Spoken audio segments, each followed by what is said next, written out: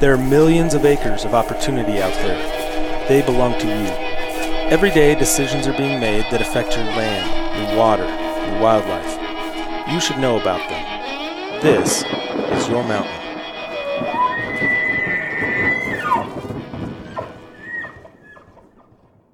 Welcome, everybody, to another episode of the Your Mountain podcast.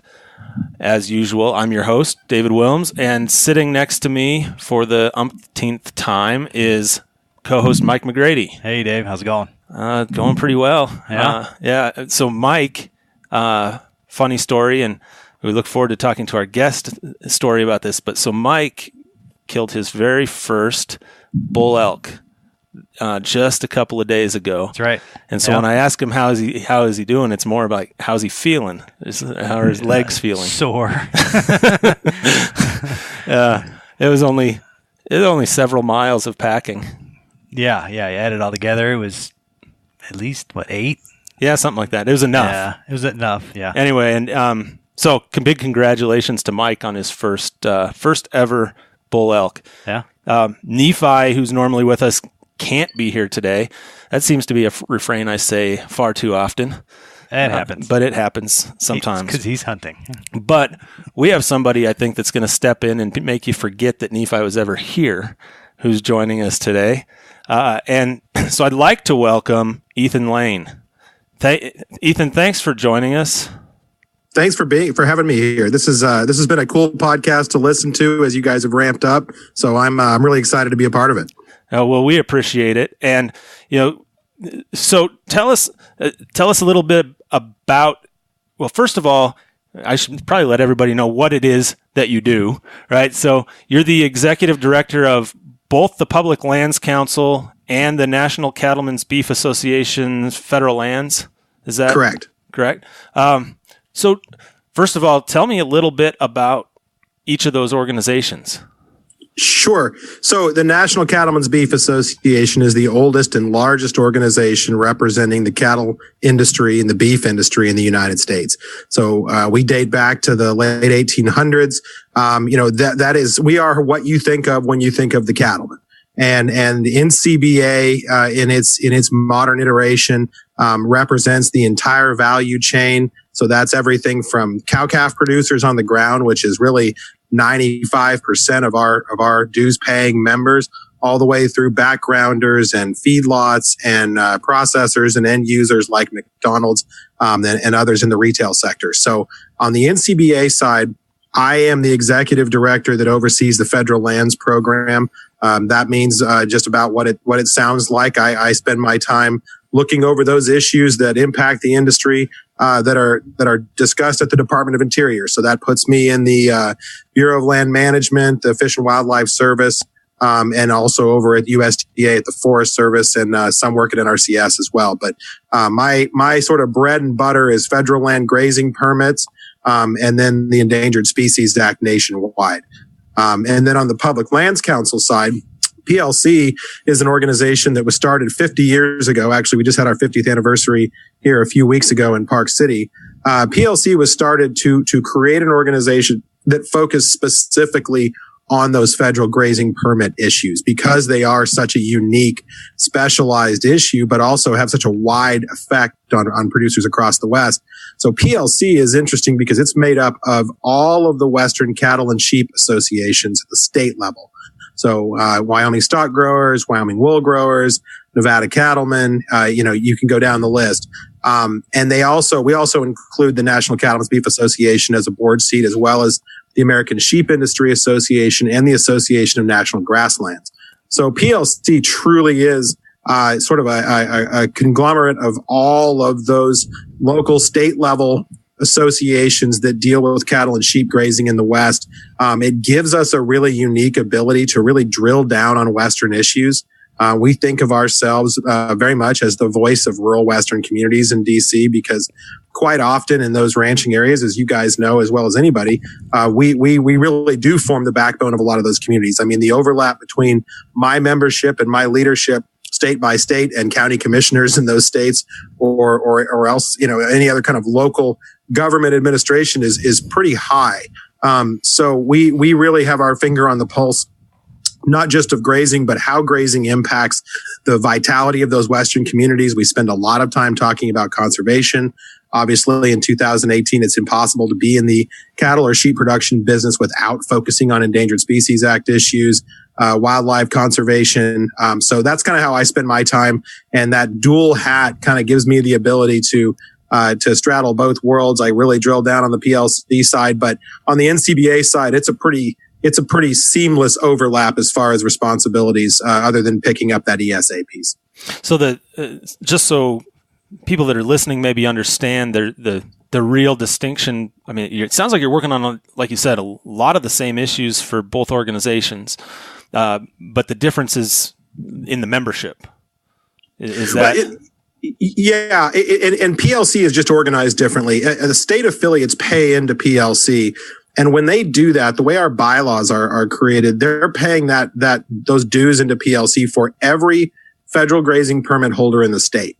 So, different than a traditional membership organization, my staff and I don't have the ability, nor do we have the need to, look up in a computer whether you've paid your dues to PLC or not. If you hold a federal grazing permit, our organization exists to give you support and assistance. So it makes our job really easy because we spend our time focusing on, how we can help, where we identify issues that may be of critical concern to the industry, where we may see an issue that has, larger implications for ranchers across the West. It gives us a better opportunity to coordinate between state affiliates. We always say the interesting thing about Western ranchers is they have every single issue that a rancher somewhere else in the country has, plus this extra suite of problems that rests right on top.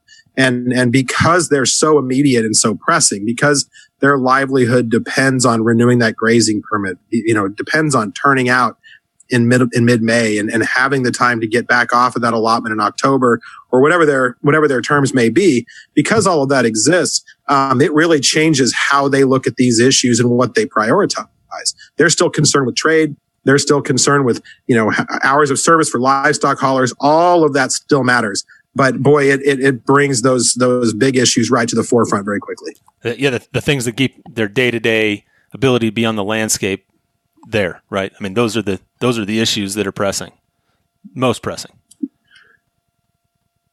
Yeah. It ends up, and I hate to put it this way because that's not the intent, but it's triage. I mean, because those issues, and particularly in the last 20 to 30 years, have become so sort of minute to minute, and a lot of that is due to grazing reg changes during the Babbitt years at Interior that we're still sort of dealing with. It leads to them really needing to focus most of their time on those federal grazing permit issues. If you have a ranch that's 20, 30,000 deeded acres and a couple 100,000 acres of grazing lease, it matters to you how that grazing lease is implemented. And when you start getting into management decisions that could lead to wildfire, invasive species creep, you name it, predation by apex predators, any of those things start to creep in and you have problems that very quickly spin out of your control. And that's where we focus our time is on making sure that we're balancing those issues and ensuring that federal grazing permit holders are getting the right kind of fair shake for what they've received as far as their preference grazing right, either through family or purchase or whatever else. And also, those benefits that they're providing that without them there's really no one else to fill that gap quite often. So I want to get into talking about some of the specifics, the policy issues that you're working on. But before I do that, I have two questions. One is, do you do this same work for state allotments, state grazing leases, for example, or is it just we for don't. Federal? Okay. Just federal. Okay. Just if we tried to get into the nuances, and growing up in Arizona, my dad was state land commissioner in Arizona, so I grew up with a background in this. If we tried to get into the nuances of state grazing in every state in the West, the rest of my hair would fall out and all my staff would quit. So we're going to stick to federal for right now. And that I'm surprised that you have any hair left dealing with federal grazing, frankly. But you kind of touched on what my other question was going to be, and I wanted to, you're in Washington, D.C. right now. I mean, that's where you're based, and that's where you do a lot of your work, although I know you travel all over the country. You've racked up a lot of priority miles. But what got you into this line of work? What kind of background do you have? Where does Ethan come from? I have no qualifications for this job whatsoever. No, I started my career. It's funny. I'm from Arizona originally. I was actually born in DC. My parents were both on Capitol Hill when I was born. And my mom was working for the Senate Energy Committee and for Senator Fannin, who was chairman at the time, writing FLTMA. And my dad was an appointee for the BLM in the ASLM hallway at Interior. But sorry to interrupt you really quick, but you're throwing out a bunch of acronyms. Excuse me. Yeah, I have to stop myself from doing that on occasion.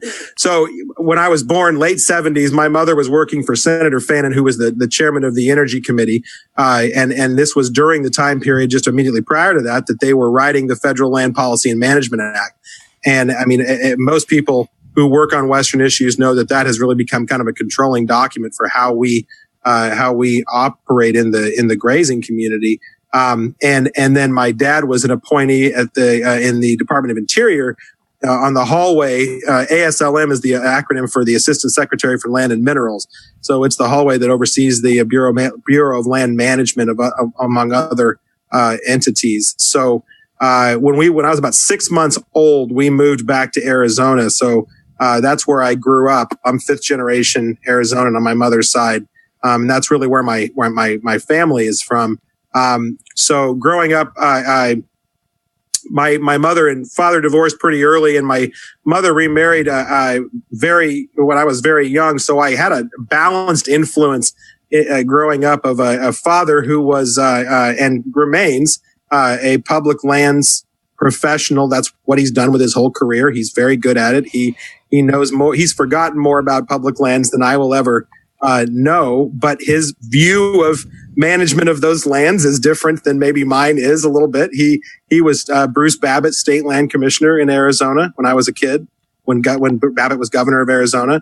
My stepfather, on the other hand, is a lot of my friends describe him as the walking, talking representation of John Wayne in 2018. He's just kind of the polar opposite in a lot of ways. And so my upbringing was kind of a mix of those two. My stepfather was a real estate broker and a horse trader, and a guy who knows more about bloodlines in the quarter horse world than anybody I've ever met. And I spent a lot of time growing up on the back of a horse and buying horses and trading horses and going to sales. And that led in my early career. I went to the University of Mississippi for college and started out in the real estate business. So I spent the first 10 years of my career buying and selling ranches in Arizona. And in doing that, along with commercial property and things like that, but in doing that, you learn very quickly that the nuance and the interplay between those different service management responsibilities. You know, when you're buying ranches that have forest and BLM and state and private all mixed in, and what that means for the landowner and what that means for operating a ranch in that environment. That kind of gives you a crash course in what some of the major problems are. And Arizona is a unique environment for that. It's different than a lot of other parts of the West, but it's a dry, arid place that has a lot of rocky, inaccessible terrain and ranchers that carve a living out of that anyway and love what they do. And so that's how I spent the first 10 years of my career. When the real estate market did its thing in 2008. My wife and I decided that if we were ever going to get into politics, which is what we intended when we were in college, it was kind of now or never. We were in our early 30s. So we sold out and moved to Washington, and my wife went to work on Capitol Hill, and I went to work doing some consulting. My first clients on Capitol Hill were the surviving members of the Brown versus Board of Education Supreme Court decision. It was a perfect marriage of them not having any money and me not knowing what I was doing. And we spent some time working on some of their issues. And, I picked up different sort of consulting stuff where I could. And that led to some congressional campaigns. I ran as the chief operating officer, a fairly high profile campaign in Michigan in the 2012 cycle. And if people think back to that cycle, Republicans did not fare well, but we squeaked out by about 2,000 votes in a purple district. And so I did some of that and transitioned into more resource-based consulting, which is really how I wanted to spend my time. And did some work for oil and gas producers in West Texas, working on conservation issues down there, ESA, lesser prairie chicken, things like that. And some ranching issues out west in California. I had my own shop for a few years, and that, and in DC terms, that means I had my own consulting business and, working on federal lands issues, ESA issues, and kind of the same stuff that I'm doing now, but for private clients. And then transitioned into this 3 years ago, when my predecessor, Dustin Van Loo, left to go to the oil and gas business, actually. So we kind of switched places, I guess, but this sort of makes, to me, this feels like coming home. This is much more sort of my background and where I'm comfortable. It's cool to work in an industry where when you're in the trade press, your parents read it at home and can criticize what you said. It's kind of it's a neat feeling. So it's been a fun way to spend the last couple of years, and it definitely feels like home for me.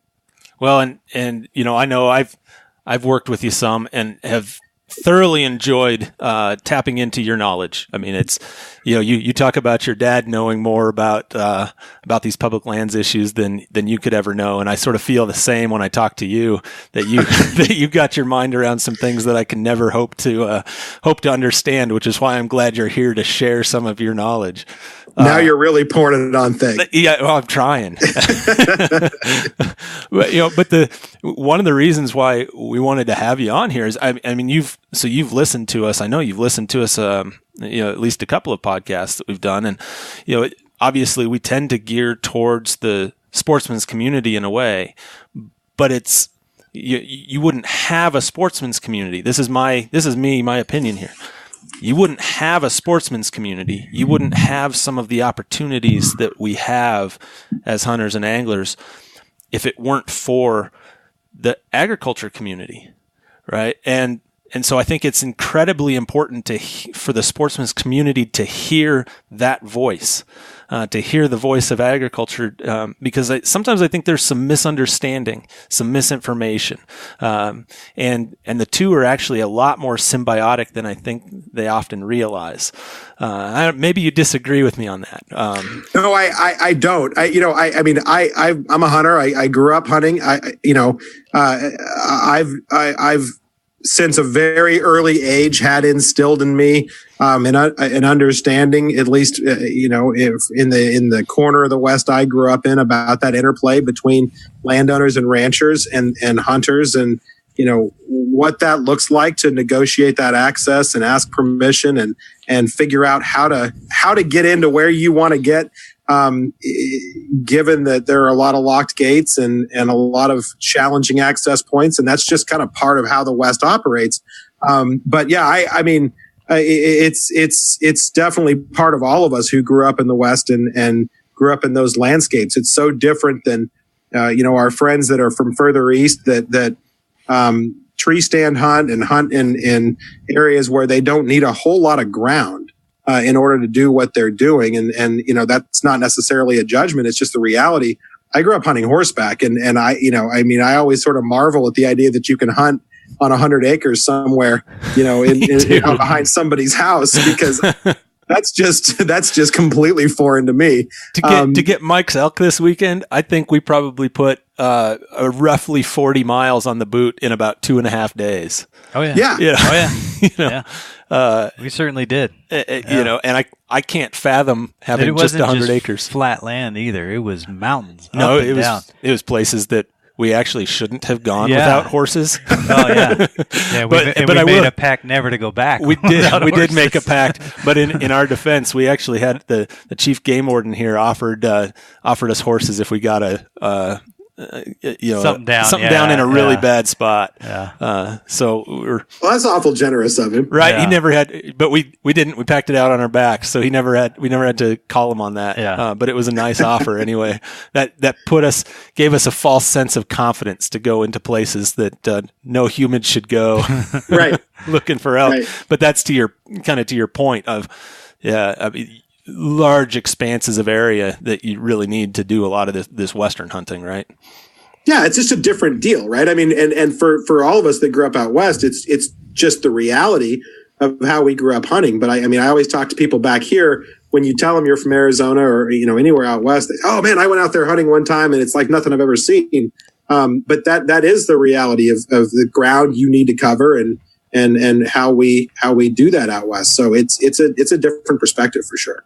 Yeah. So you touched on it when you were talking about your hunting in Arizona, and so I feel like I'm going to take this opening, and it's this access question. Maybe you teed it up intentionally. I don't know, but it's this access question, right? And so I know you and I have talked a little bit, and I know you're familiar with the study that was done by Theodore Roosevelt Conservation Partnership and Onyx, I think, worked together and put together this study on land ownership across the West. And it was more specifically, it was about areas that, I'm going to use air quotes here. Nobody can see me do it, but I'm doing air quotes. Landlocked. I always struggle with that term, landlocked, to describe land that's surrounded by land. But the idea is they were trying to identify places that were public land areas that were either 100% surrounded by private land or were part of what we know in this business as checkerboard area where corners touch, but no more than corners touch of private land sections and public land sections.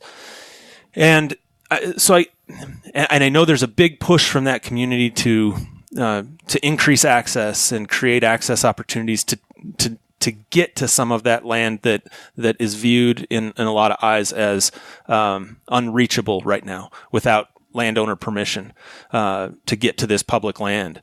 And I'm curious if you have any, kind of what your thoughts are on one, maybe on this report or just access issues generally for these public land areas. Well, I mean, it's an interesting question, right? I mean, the access to some of these areas in the West is like we were talking about earlier, part of what makes them unique.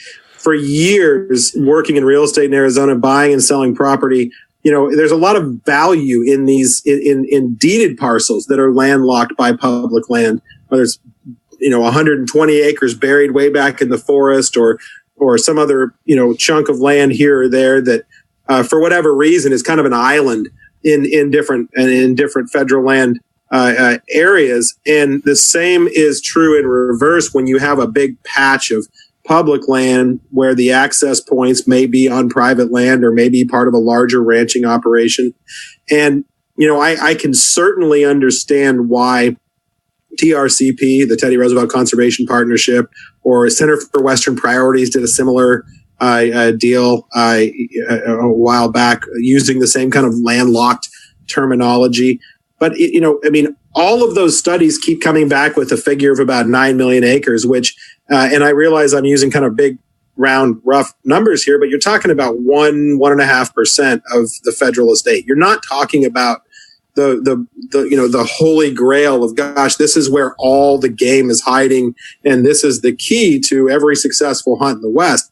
We do need to make sure that we're figuring out a way to make sure that people are accessing the public lands that they are entitled to, but we need to do it in a way that respects private property rights as well. And what I don't hear in these conversations is any understanding of the landowners that are managing these environments. If you talk to my guys, and I mean, I made a few phone calls leading up to this podcast in your backyard, David, and I mean, we have people that I know you and I share in common that are Wyoming ranchers that have done a lot of work to make sure that there's a system in place for people who want to hunt in their backyard where they can call up that landowner and they can get permission to access those areas.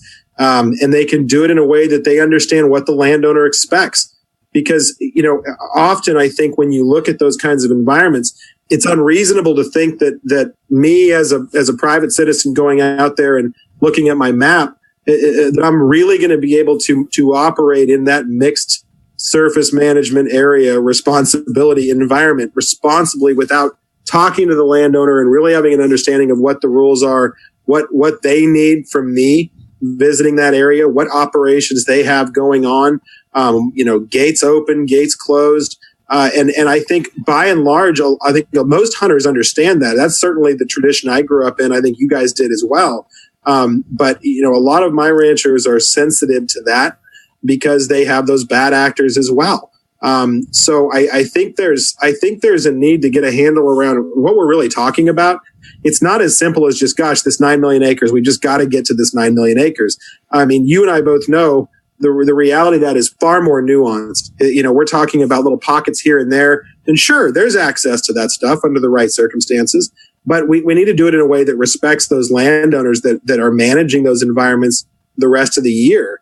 And there's no reason in the world we can't achieve both of those things at once. But it is going to take some understanding of what each side needs.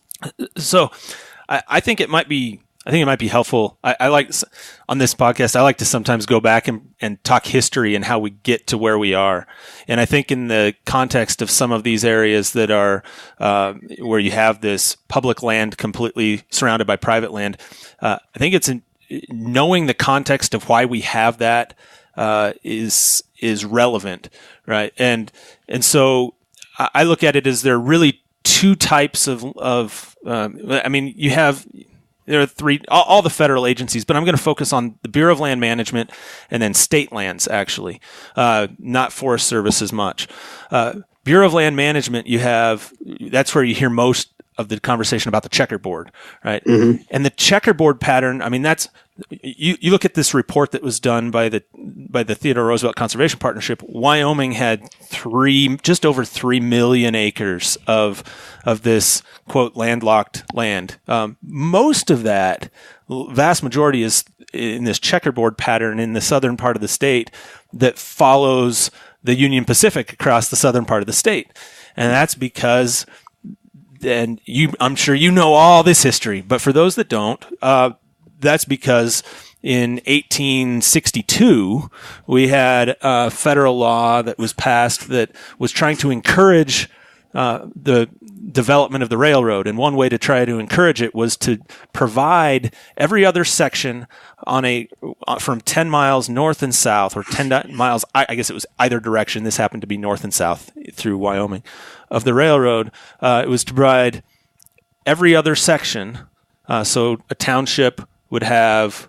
Was it set up so they got every other section, or did they pick every other section? No, I think it was set up so they were given every odd section. Oh, okay. Right? Every other section, they were given every odd section. In the first law, they were not provided any mineral rights with it.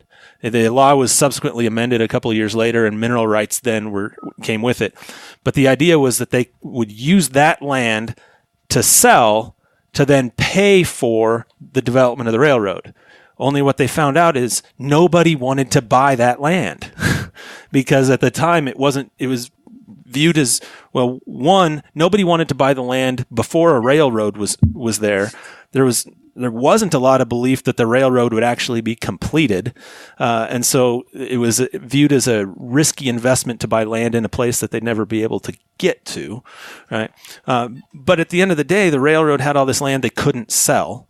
And then ultimately didn't. At the same time, you had the Homestead Act that was trying to encourage settlement. So I think the ultimate objective was actually not to have these public lands that now, and I'll admit, I cherish having public lands. We wouldn't have been able to get your elk without the public lands yesterday. Exactly. Yeah. Love having them. But the objective of the U.S. government at that time was to dispose of these lands and to settle the West, get the railroad out there and develop, through the Homestead Act, get people to settle. And they just found that there weren't a lot of takers for this for a lot of this land, so you wound up with this checkerboard ownership there along the rail. Did I fill in some gaps, Ethan, if I missed some of the history there? No. I think that's exactly right. I mean, I don't think that the land ownership structure we have in the West today is some intentional, the fruition of some grand vision of how the West should have been populated. I think it's just the reality of kind of, what's left after the Homestead Act and everything else, and the population, the settlement of the West.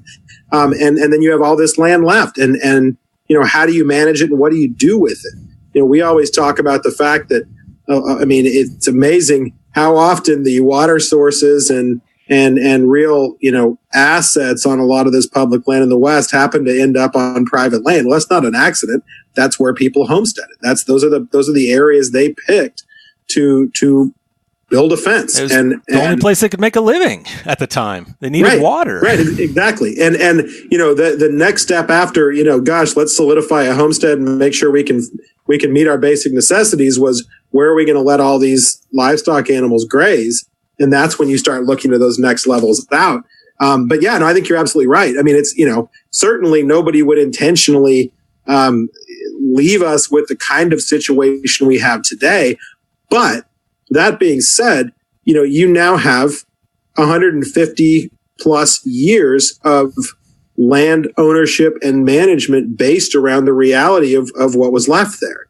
And, people's ranches have been constructed that way. They've been assembled based on their understanding of those checkerboard patterns or whatever the pattern may be in their backyard. And, that structure at the individual ranch level does have meaning to that ranch. They've built their operation over the last 150 years around the reality that they were given.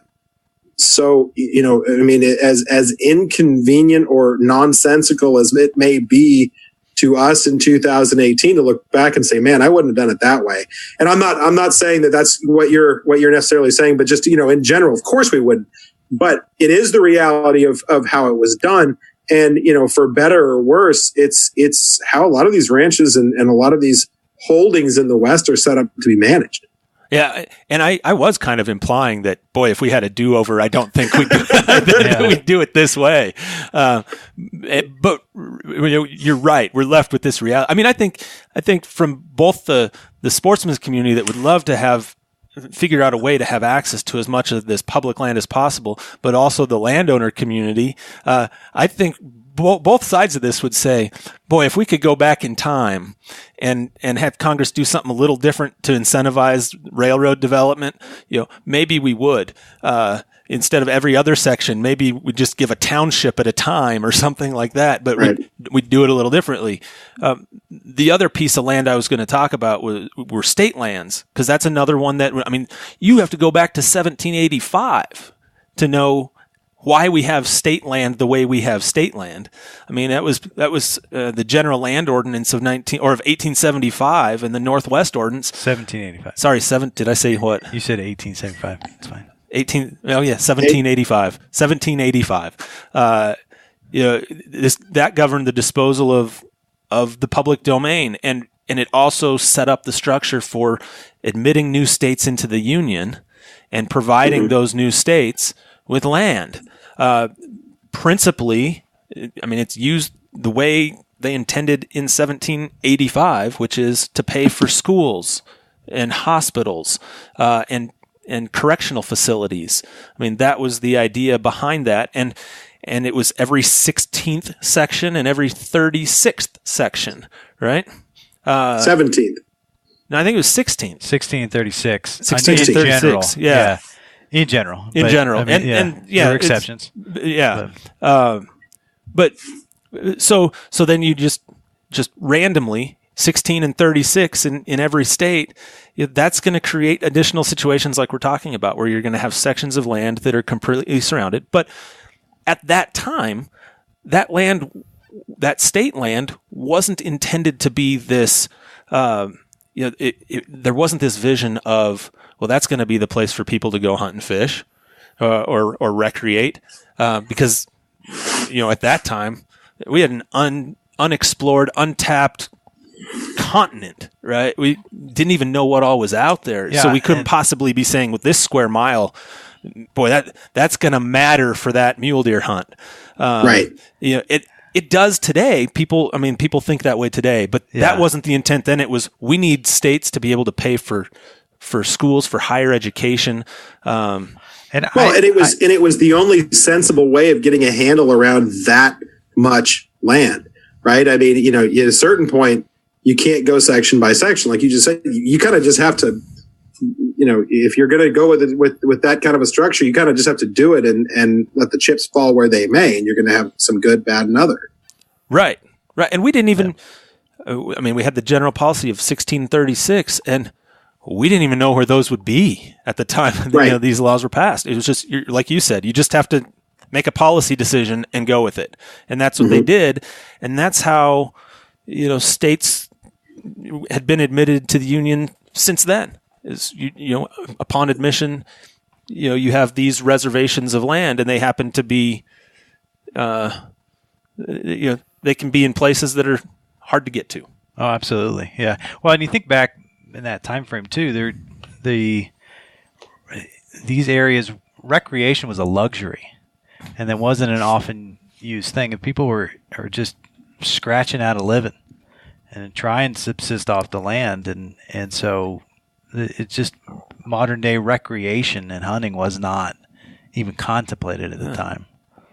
So I guess that provides the historical context, right, of how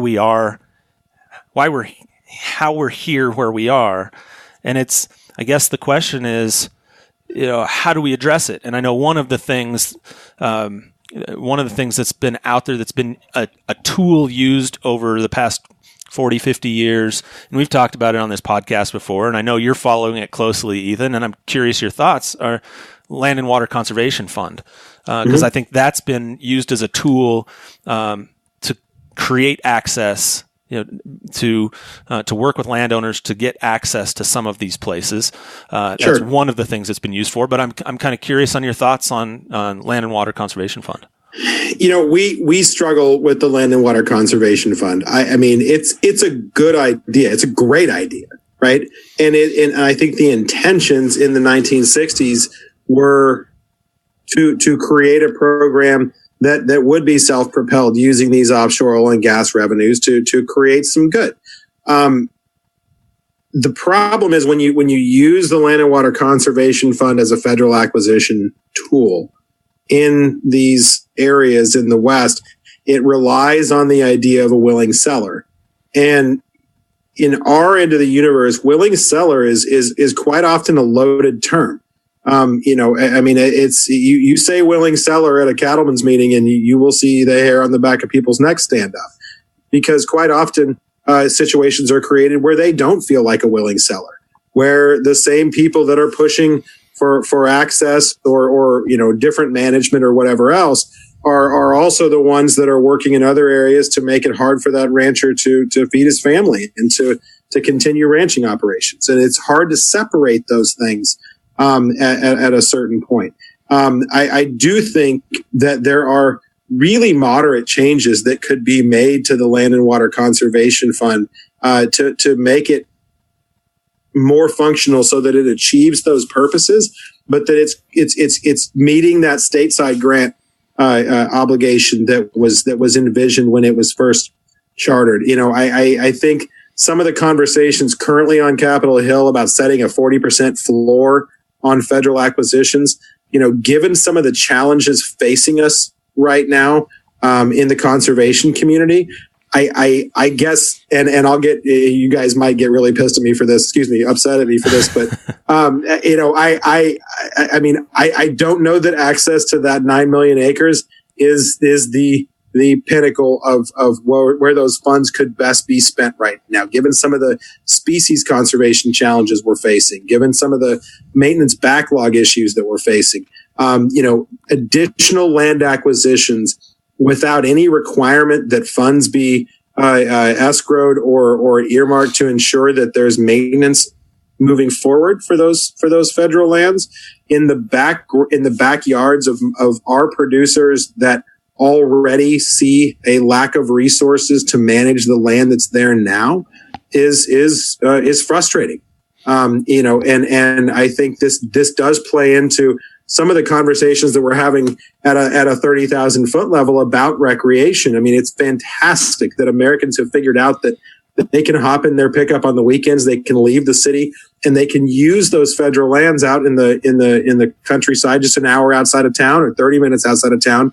That is absolutely incredible, because I don't know of anywhere else in the world that those kind of resources are available. But those resources require maintenance, and the more people that use them, the more maintenance they require. And when you have a landowner that does have that inextricable link with public lands because they're in a checkerboard land pattern, or just because they have they share a dividing line between those two, or a cattle guard, or a fence that's left open, those become their problems very quickly. So, finding a solution that is a little more nuanced and that takes into account the fact that it's not as simple as we have money, we're going to acquire more land to guarantee that access, and then we're going to move on, is critical. And unfortunately, this debate is being driven right now from the East Coast to a large extent. Eastern Republicans love LWCF, and God bless them. I think it's great that it works well for Senator Burr in North Carolina, but his situation is radically different than ours is in the West. And I think that's our frustration with this conversation. There's more to say here.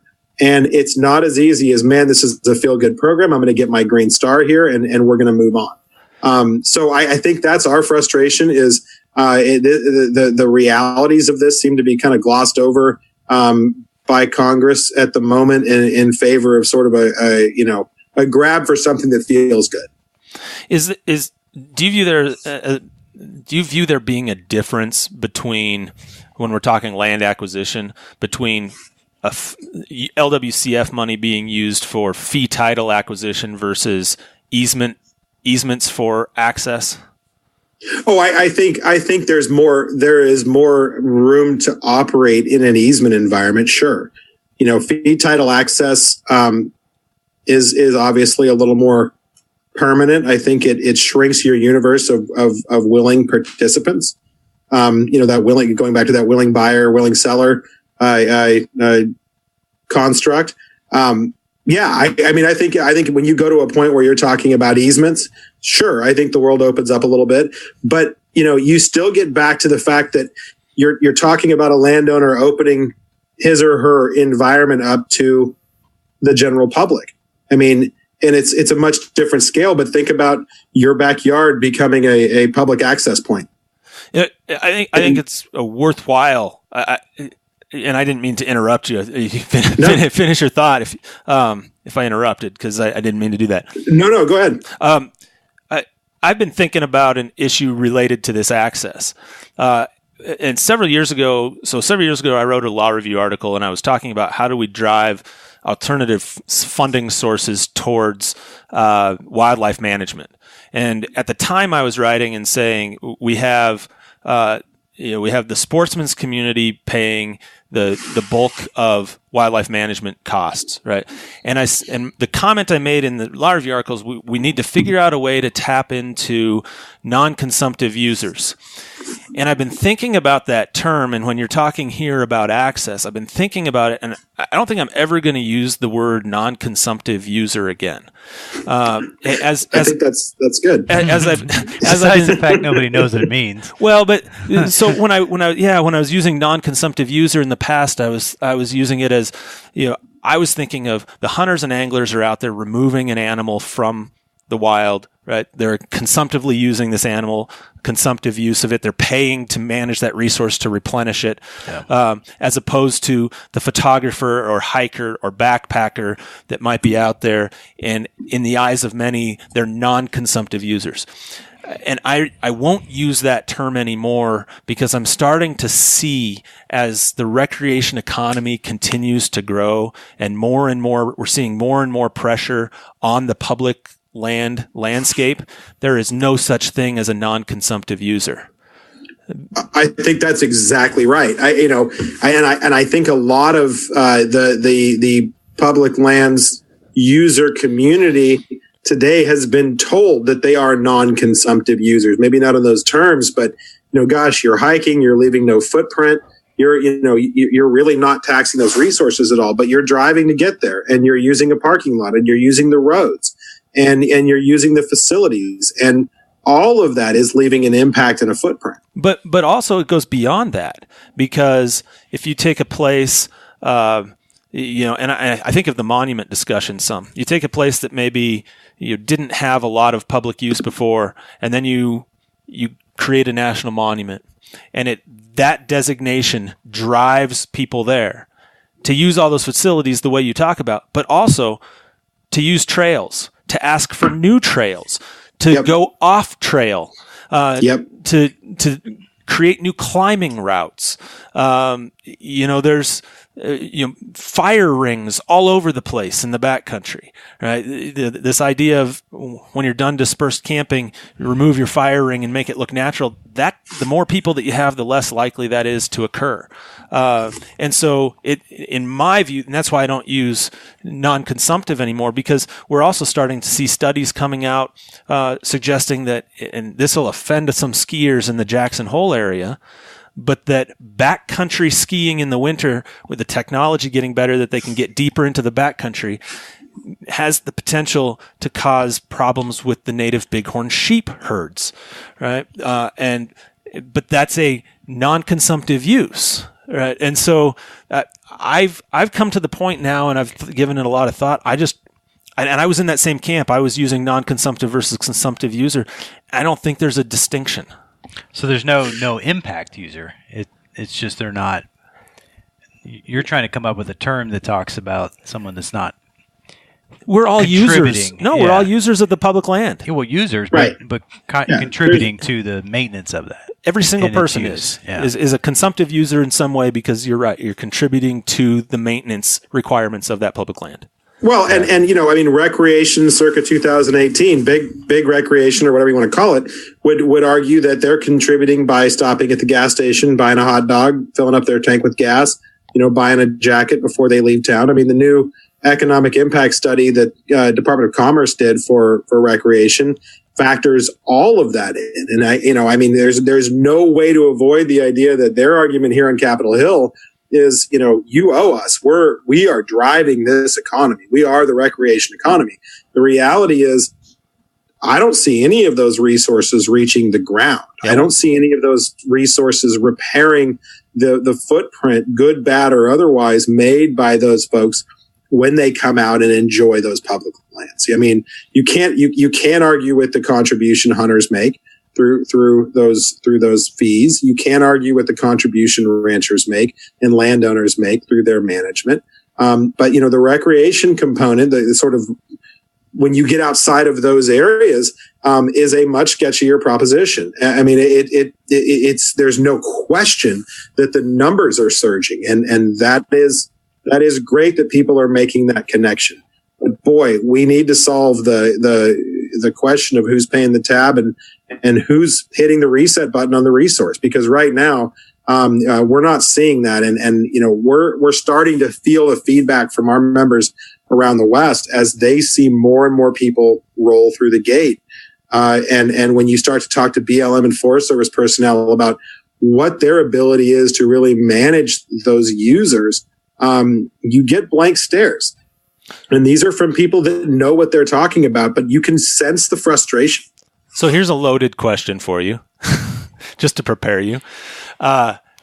If, and this is a total hypothetical because I don't know that it could ever happen, but if you had a funding source from these other consumptive users going back to on-the-ground management, and it was a substantial amount, and I don't know what that dollar amount would be, do you think it would be the conversation around access would be easier? If you had a funding source for maintenance, you mean so if there was a government check accompanying high public use? Yeah, I mean, so I'm thinking of it from a land stewardship and management standpoint, that if you had a check accompanying high public use to help maintain these areas, so, for example, the landscape isn't degraded to the point that the livestock community can't use their grazing allotment, for example, or get as many AUMs out of there that it normally would. An annual unit month? Sorry, yes, I used an acronym, sorry. So it's 6:45 on the East Coast. It's late enough that I'm going to use an analogy here that you guys I might lose you on this, but I'm going to try it anyway. When you have your whole family over to Thanksgiving and you have a big dinner and everybody makes a mess because so-and-so has their signature cranberry dish they make and so-and-so is making their, Jell-O mold and the stuffing and the turkey and the prime rib if you're doing it right. And you get all those things done and you finish and everybody enjoys their dinner, and then it's time for cleanup. And inevitably, no matter where you live in the country, no matter what your family dynamic is, most likely you have 2 or 3 people that do the heavy lifting of the cleanup and everybody else goes to watch football, right? If all of those people left a 20 on the kitchen island, would it make the people doing the dishes feel any better about the fact that they did all the dishes? Or would they much more appreciate some better system put in place where people weren't leaving that much of a mess and expecting other people to clean it up?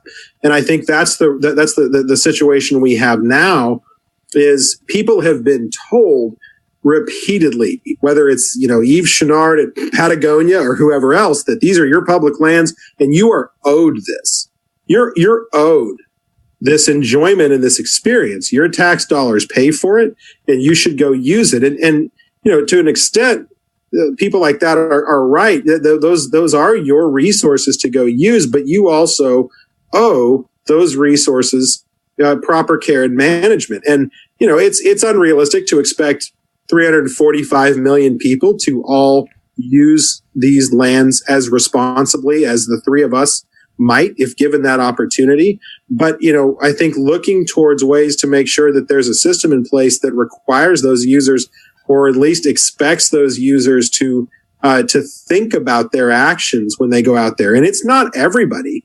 I had a conversation leading up to this conversation we're just having with one of my guys in a Western state that made the comment that, if it was up to me, this is a rancher that has a lot of hunters coming in and out of his place. He said, if it was up to me, I would allow only out-of-state hunters that have out-of-state tags. He said, the reason for that is they plan their trip months in advance and they call me months in advance and they ask for access and they talk about what I need in order to be happy with them being there. And they do their due diligence. He said, it's the folks that decide to come out on Friday evening and for a Saturday morning hunt that don't have that understanding, that are shooting from the hip a little more, whether it's hunting. And I'm using hunting as the example because that's the one he used. But, obviously it's not focused at hunting. But I think that's the part of this equation that's being missed is, we need to find a way to help people understand what their responsibility is when they come out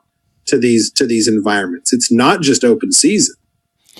You've just opened a door that if I were to go in would make this we'd talk for another hour on what those what that might be, what that might look like. So if you have some quick hitter thoughts on what that might look like, I'd love to hear it. I mean, just real quick and dirty. I mean, you have, and this is a function, I guess, of maybe growing up in the West, like you guys did, and understanding this structure. But you have incredible resources in the form of these ranchers and landowners that have been there for generations. I mean, anybody who grew up out there knows the best way to have a successful experience is to talk to that landowner or rancher while you're asking for access. And if it's a checkerboard environment or it's some kind of a mixed use environment, all the better to ask them so that no matter where you roam in that area, you're on solid footing. You and I talked leading up to this about corner crossing. And I mean, I get that that's a frustrating situation for a lot of people using those lands.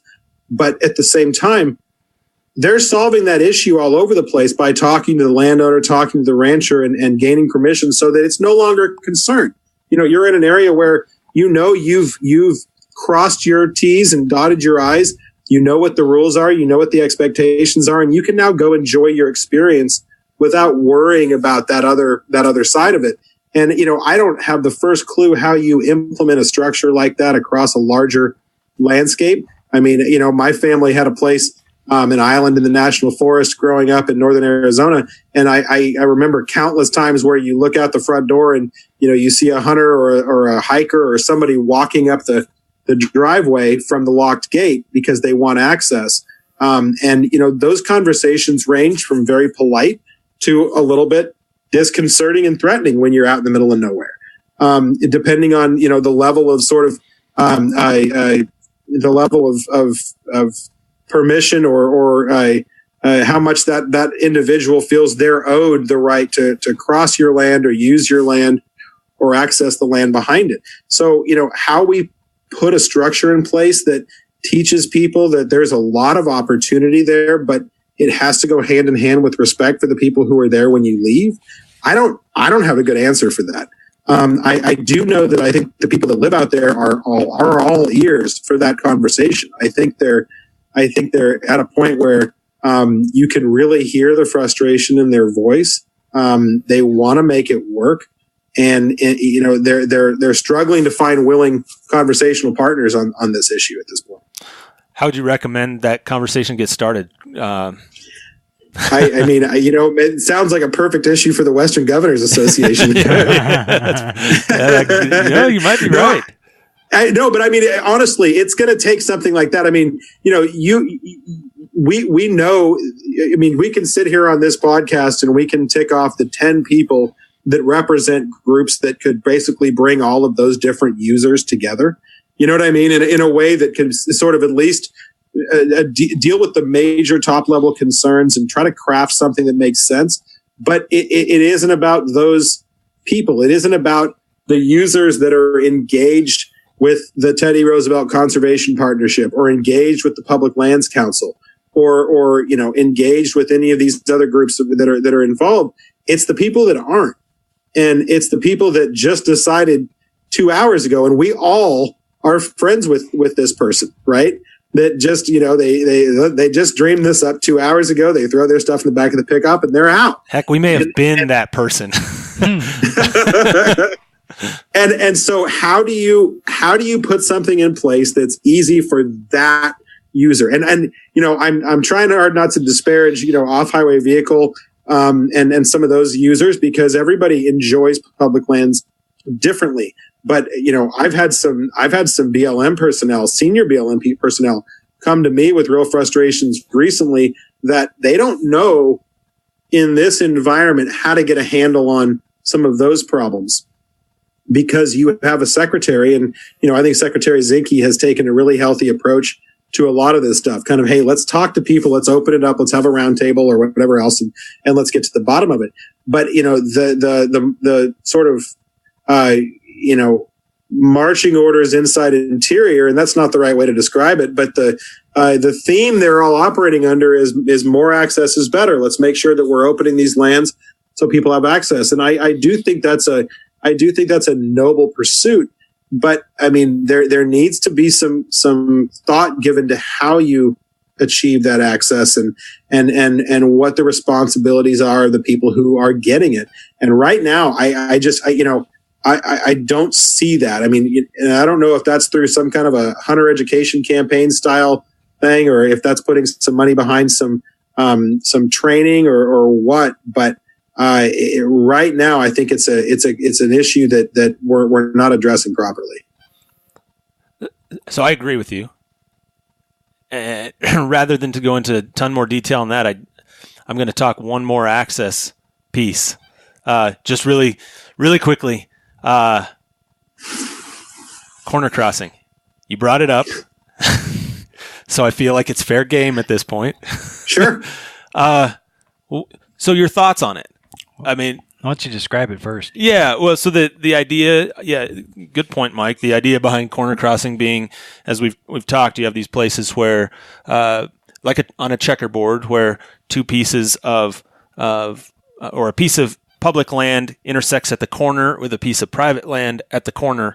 And the question is, if I want to access that public land, and it looks like, I mean, think of it like a checkerboard, right? Just think of it like a checkerboard where every other section on that checkerboard is public land and the alternating section is private land. So you have places where public land and public land touch at corners, and private land touch at that same corner. So you have that four corners with four different touching. Right. And the idea would be you'd walk across that first section of public land and then cross that corner to get to that next section. Only that sounds in principle like, boy, that should be a pretty easy thing to do. Yet we know that the way it's been interpreted in the West, and I don't know that there are a lot of specific laws on it, but you do have attorney general's opinions and interpretations. Well, it comes down to the foundation of private property rights. Common law under private property rights, right? From the center of the earth to the starry heavens right. is yours. So that's where the interpretation has come down, right?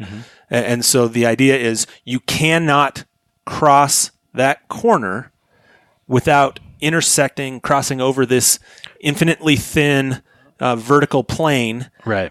There's no way to do that without crossing this plane that would then be on private land, and so there's really no way to cross from that public to public without trespassing. Correct. And so I guess I'm kind of curious on your thoughts on it, because I know it's a sensitive subject among the sportsman community in particular, and it's a sensitive subject among the landowner community. I think that the landowner community, by and large, at least my end of it, when you mention corner crossing, you can hear them kind of say, "Wow, gosh," I mean, it's a sticky subject, and it is one I think people want to find a solution to. But it goes back to the conversation we were having at the beginning of this podcast. If you're hunting in the West, and I am going to use hunting specifically because I think it's the most applicable to what we're talking about. You're not going to hike using corner crossings in any real way. But hunting, it's from our perspective, it's just not realistic to navigate an environment where you have that checkerboard land pattern using corner crossings without having to interact with that private land. I mean, if you're going to do it right, you are eventually going to cross into those public or those private land environments. And so to do that, just being able to jump across the corner isn't gonna get you where you need to be. You have to have a more comprehensive solution, and whether that solution is finding some kind of a permitting structure or some kind of a voluntary deal where landowners can sign up and interact with these users in a way that helps them gain access. No ranchers are doing this now.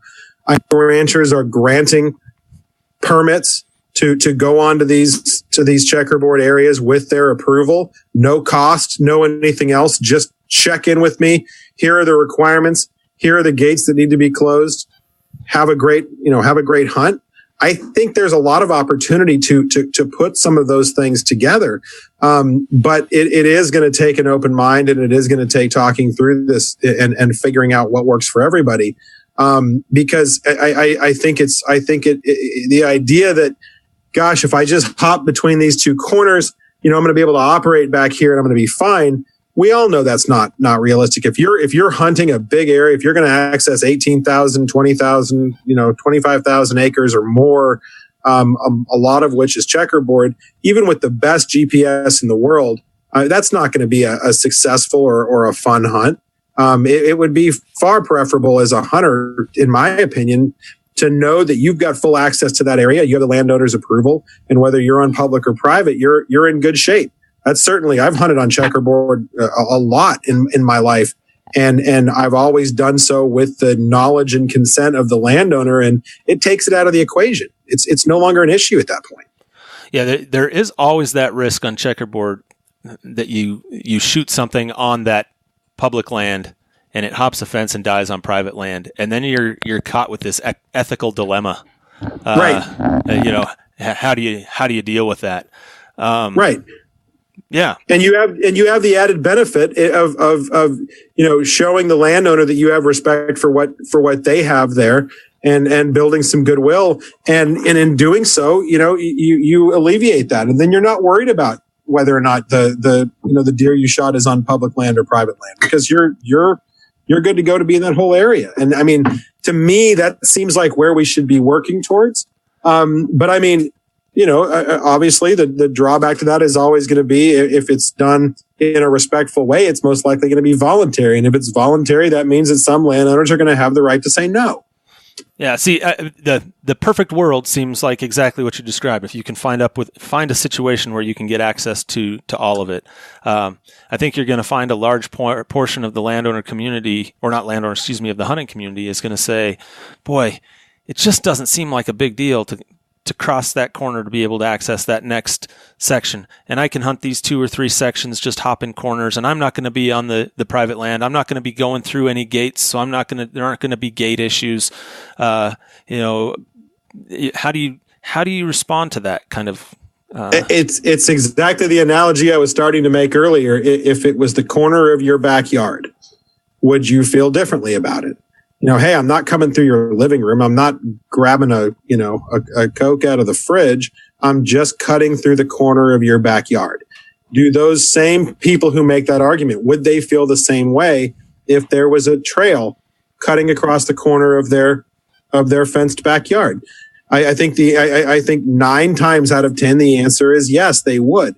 Now, it's a much bigger backyard, but I think the point remains, for those landowners that are operating out there, that are trying to keep control and keep a very large landscape in good condition, those little details matter.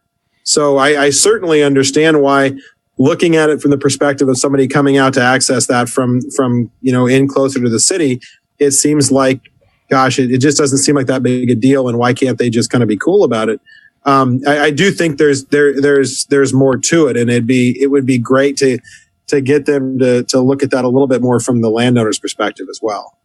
And I appreciate you sharing that perspective, because I think a lot of the hunting community maybe does, like I've said at the beginning of this, one of the reasons why I wanted to talk to you is I don't think they've fully heard or understand the landowner perspective on some of these issues that they are so passionate about, right? And so, yeah, they need to know that there's an equal amount of passion on the other side. Yeah, there is, and honestly, I think most landowners, most ranchers, if they were sitting here having this conversation with us, would say, I'd love to be able to give these guys access. I mean, I don't know of a whole lot of landowners that are just, opposed to letting anybody get onto their checkerboard or anything they might have a locked access point for. It really is more the few people that abuse it, and the fact that they want to find a way to do it so that they don't have a bunch of issues afterwards. I mean, the way BLM in particular, but Forest Service as well, the way land health is evaluated now, I think hunters and public access folks need to understand that when they come and interact and leave, if they use a 4-wheeler, if they cut a new trail, if they go off the main road and cut through the sagebrush or do whatever else, there is going to be a point down the line where the rancher will pay the price for that. You can degrade that public land resource to the point where you may cost the rancher his grazing permit. You may make it, to the point where a rancher doesn't get the grazing numbers that he or she was expecting for a certain area because the land health standards haven't been met. And that may be through no fault of the rancher. That may be through recreational use. That may be through a fire that was started. That may, you mentioned fire rings earlier. There are a lot of things like that people don't think about. It's public land. Yeah, but it's also somebody's livelihood. And if they can't turn out on that allotment, and they're planning to do that, given the problems with NEPA, and that's a whole other show unto itself. But, National Environmental Policy Act. National Environmental Policy Act. It's not as simple as, well, gee, you're burned out. We'll go down to the allotment down the road. That's a real struggle unto itself. So I think people need to think about the fact that when they interact with those lands, they are truly multiple use. And one of those multiple uses is a, permitted preference right that these guys maintain as if it's their private land, even though they don't have control over it. So, when you go out there and you do something that isn't necessarily respectful of the fact that somebody earns their living there, it really leaves a bad taste in people's mouths. And I think it's a very small minority of people that do that. Or if they do, often I don't think they're necessarily thinking about it that way. But for this to be a successful conversation, I think we're going to have to start talking about it in those terms. So this leads perfectly into the next question I wanted to ask you. It's one of the last things I really wanted to touch on. Actually, I wish we had about 5 hours because there's a lot of other. You're going to have to come back and do this again for part 2 because there's so much more stuff I want to talk to you about. But one thing that I think I would love to hear your perspective on, I've got my own thoughts on, but here's the question: it's why is it important to protect this working landscape in the West? Why does it matter that we support having working lands and landowners, stewarding this land in the West? And I've got my thoughts, but your thoughts matter much more than mine in this.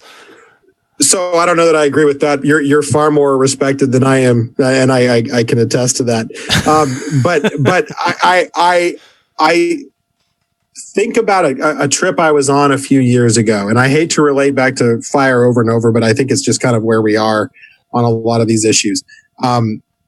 We were in southern Idaho looking at some ground that had been burned, some other ground that had been rehabbed, some private ground, some Forest Service ground, BLM, and it was fascinating to see the management difference between the public ground, the private ground, different decisions that had been made, and it spoke to the fact that if you have that management element, if you have somebody that's actively caretaking the resource, you get a far different result.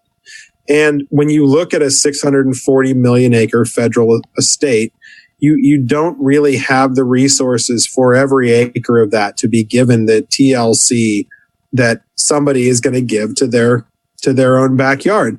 When you inject a rancher or a land manager into that equation, it balances the scales. These guys and women who own ranches and have federal grazing permits really do look after these federal lands as if they are their own, as if they're part of their ranch, because their ranch absolutely depends on those resources. It is part of their ranch unit. And so you're getting this core of really experienced land managers who often have 3 or 4 generations of knowledge in a particular basin or a particular region, that go into the decision-making process. Now, that creates a lot of frustration because you often have federal agencies today that are not set up in a way that they can harvest those resources. They're much more geared towards public input. They're much more geared towards kind of the committee of the whole, rather than taking that local knowledge and using it to get the best result for the resource. But nevertheless, those resources exist, that management exists. And that's what we really need to be striving for, because when we see that working well, it generates a far better result. I know there are some groups in the West, and I'm kind of on a rant now, and I apologize, but I know there's some groups in the West that really take that sort of pre-Columbian view, right? You lock the gate, and nature is going to heal itself, and we're going to get back to this, this kind of touched by man environment in the West. That's just not reality. We're managing resources and have been for hundreds of years. And if you go back far enough, the Native Americans before us were creating controlled burns. They were moving bison herds in a way to stimulate grass growth and to trample different areas. We know that these practices were in effect thousands of years ago. So, it's naive to think that we can stop doing that now and get the results that we want. And to do that efficiently, we need to lean on those ranchers and those landowners that are already ingrained into those areas, and can put that management and conservation on the ground as part of their just daily course of activities. I mean, they're there and doing it anyway. We just need to recognize what they need and what we need from them to make it work. So here's my thought on that too, because I think you summed it up perfectly, and then I want to build on the other piece of it too that I've given a lot of thought to, and I've seen it in practice. I've heard folks and there are organizations, you talked about it, we don't need to name names, but there are organizations out there that want to see every grazing allotment retired. Mm-hmm. And in the West, if you retire a grazing allotment, you're retiring an entire ranch, you're retiring a business, a family, because they depend on that grazing allotment.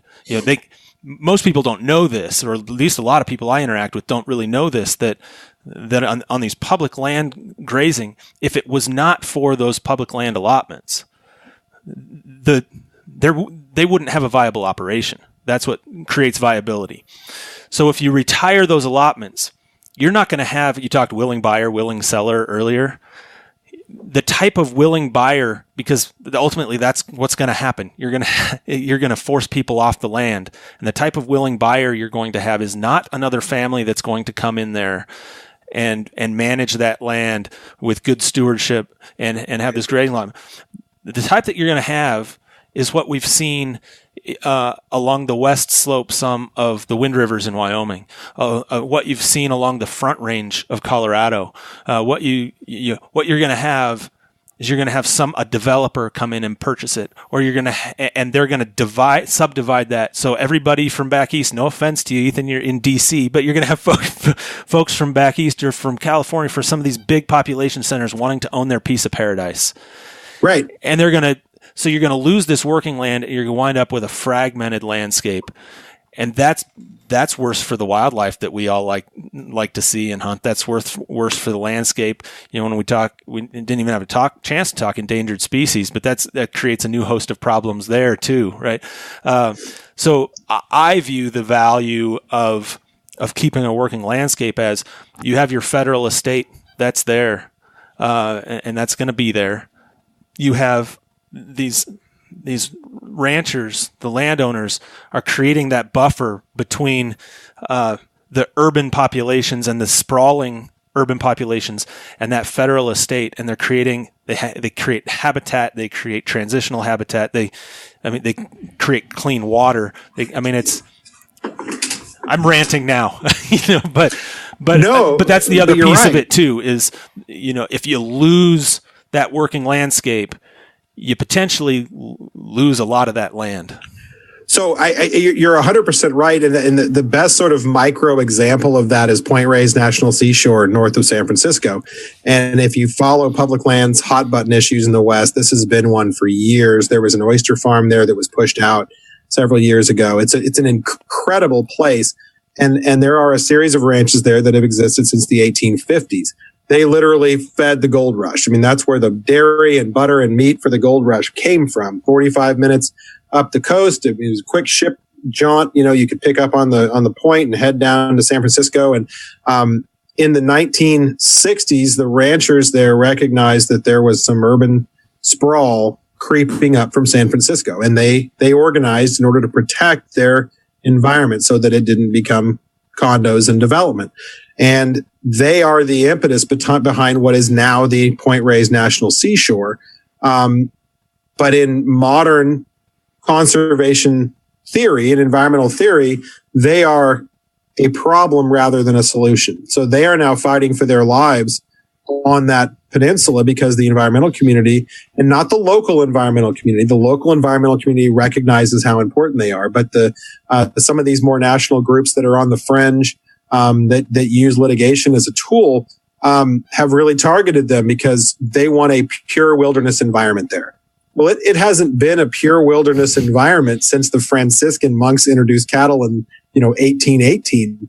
And in fact, the beauty that you see there today is a product of their management and the fact that they have laid down roots and prevented development from encroaching there. And we need to get to a place where that is recognized as the value add that it is. And I think more and more we're seeing people recognize that. And I'll be the first to admit, in my industry, we don't do as good a job as we should connecting those dots for consumers. We spend a lot of time talking about the fact that people don't know where their produce comes from and where their food comes from. They think it comes from the grocery store, to the point where it's almost sort of cliched, but it is true. And in the cattle and sheep industry, we need to go one step further, and we need to help them understand that when they go to Whole Foods and they buy a sustainable product, or they buy a product with a tilt up brochure on the meat case, they need to understand that rancher that's going through that extra expense to produce a product that meets that consumer demand, environmentally, not just necessarily nutritionally, is doing so over hurdles that are maybe being put in place by that same consumer, who's then turning around and writing a check to an organization that's pursuing an environment that's free of any management. So it really is sort of one of those things where we need to educate people about the choices they make, and the fact that every interaction they have has consequences for these different players.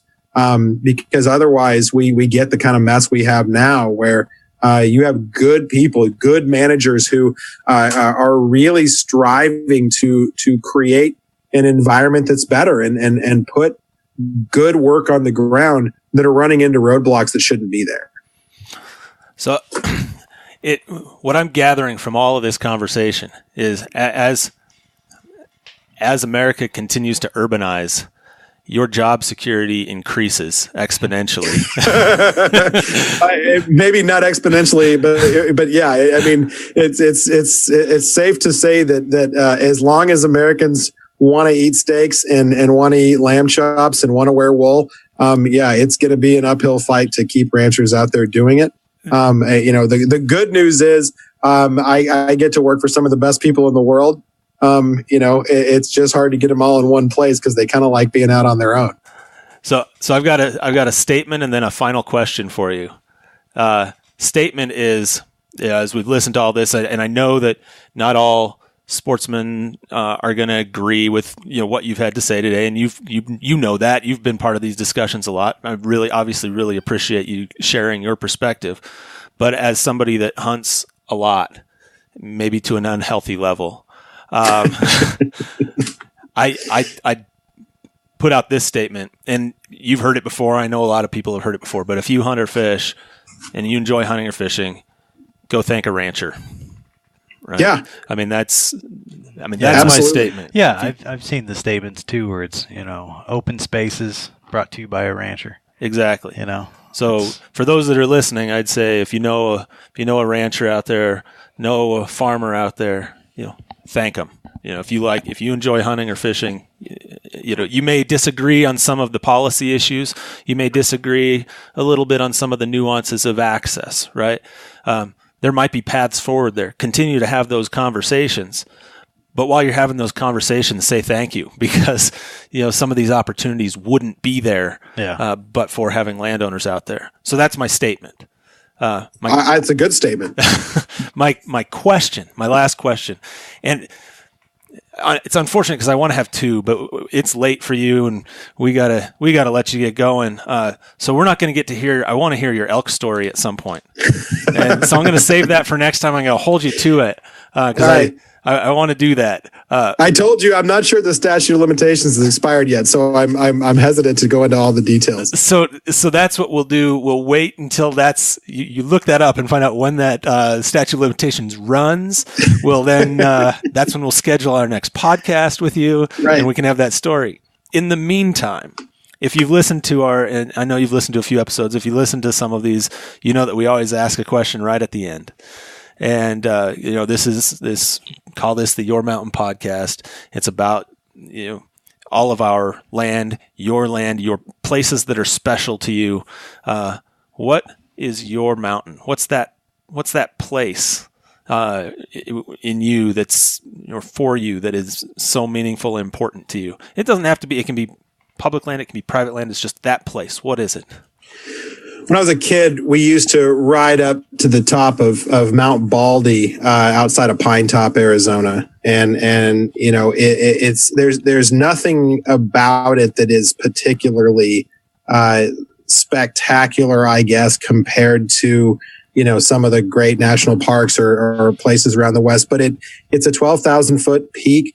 It's a rough trail. You have to hop a lot of logs and cover a lot of pretty aggressive territory to get there the right way. There's a new trail that goes through the Indian reservation that is an easier access point, but it's just so isolated and it's so pure. And what you see when you're up there is kind of the payoff for doing the hard work to get out and to get far enough out that you really disconnect. That whole idea of being 40 miles past the middle of nowhere. And for me, even though it's been a really long time since I've been there, that's a place I went a lot as a kid. It's a place I think about a lot now that I have a 1-year-old son. Wanting to be able to expose him to the outdoors. That's kind of the model that I look back to, because it's I think as a 4, 5, 6, 7-year-old, really kind of getting my feet under me in those environments. That's the model I aspire to. And, obviously living on the East Coast, as my wife and I do now, our standard is different, but I'd be lying if I said it wasn't something I struggle with being from the West, because I don't know how to replicate that experience for him locally, that I had growing up, that you guys had growing up. But that's the one I always sort of look to as kind of my payoff spot. That's what we all aspire to. And then there are a million like it across the West, but that's the one I grew up going up and down on horseback. So it's the one I always think about. Well, next time you do it, will you give me a call? I will come down to Arizona and join you. Yeah. No question. There's a cool plane wreck up on the side of it too. It's just one of those. Oh man, no, that sounds amazing. Well, hey, Ethan, thanks so much again. Really appreciate you taking this time and providing this perspective. And I have this list of things I want to talk to you about that we haven't talked about. So I want to get you on the record saying you're willing to come back on and talk to us again. I will come back anytime you want. I was yelling through the car radio at your horse discussion on one of your previous podcasts. So whatever else you're gonna crack open, let me at it. Although I will say, now that we've recorded this one, I'm screwed for my travel next week because I listened to you on the plane. And it's going to be boring to listen to myself for an hour. So I got to find something else. Well, we'll try and create more content for you then. But I think you'll learn something if you listen to yourself. That's true. I should look into that. All right. Well, thanks again. And everybody out there, remember that life is about experiences. So go have one.